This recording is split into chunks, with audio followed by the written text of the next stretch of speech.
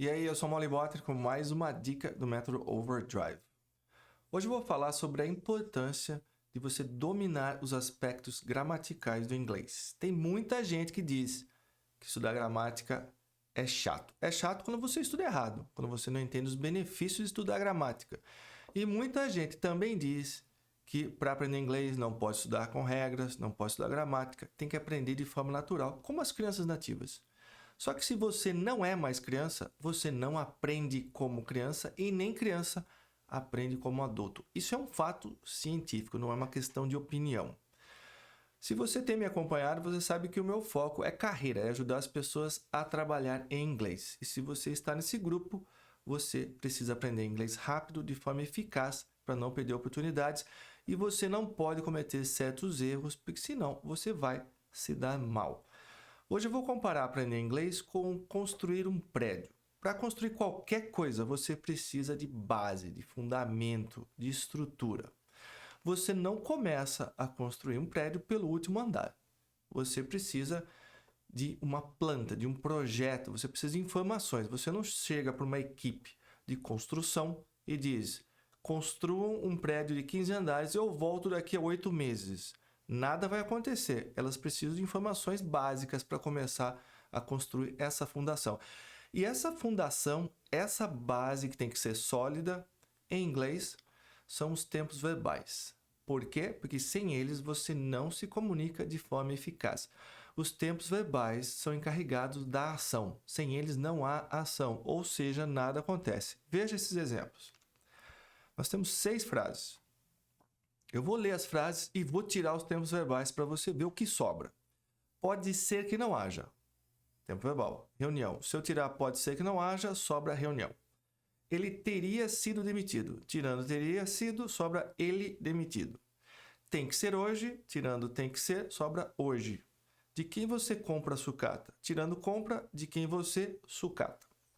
Quanto custou? Se eu tirar o custou, sobra quanto? Faz 2 semanas. Se eu tirar faz, sobra 2 semanas. Ou seja, sem os tempos verbais ou com eles conjugados de maneira errada, a sua mensagem vai ser mal compreendida. Você, quer seja conversando com alguém, ou enviando um e-mail, escrevendo um relatório, se a sua mensagem não for coerente, as pessoas não vão te compreender. Sem falar que você também, não conhecendo bem o idioma, não sabendo a conjugação de tempos verbais, não vai compreender o que você lê e o que as pessoas te dizem. Portanto, acredite, coloque na sua estratégia. A primeira coisa a fazer para aprender inglês é aprender a conjugar todos os tempos verbais no prazo mais curto possível.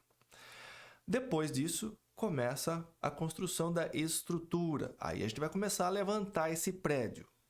Como? Gramática. Definição clássica: estudo ou tratado dos fatos da linguagem falada e escrita e das leis naturais que a regulam. O fato é, se você não conhece gramática, você não faz frases coerentes. Digamos que um americano esteja conversando com você e queira dizer o seguinte: eu vou falar com o gerente amanhã. Mas ele diz assim: gerente, vou eu amanhã falar com. Né? Misturou tudo. Você pode até entender o que ele falou. Agora imagine essa pessoa falando todas as frases de maneira errada, sem coerência. Você entende com um esforço muito grande. Se você pegar um relatório, um e-mail escrito dessa maneira, você não vai compreender o que está acontecendo. Ou seja, você precisa de base de tempos verbais e você precisa conhecer a gramática do idioma para saber onde as coisas vão, no lugar exato delas. Portanto, são os 2 primeiros passos. Depois de um tempo que você está trabalhando nesses 2 pontos, você chega à fase do acabamento. Se for um prédio, é azulejo, piso, pintura. Se for em inglês, vocabulário. E vocabulário assusta muita gente, porque vocabulário é um assunto complexo. Existem trilhões de palavras. Você pega um dicionário físico, você vê que ele é enorme.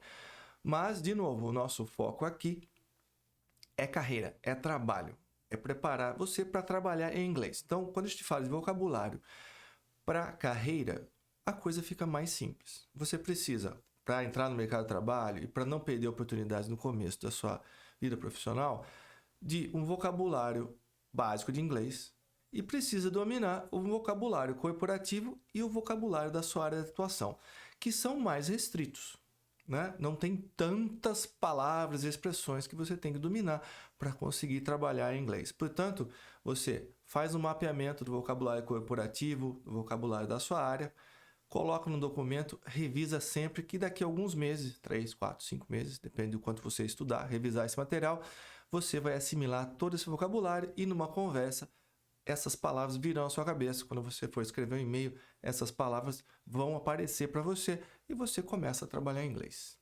É tão simples quanto isso. Lógico que requer dedicação.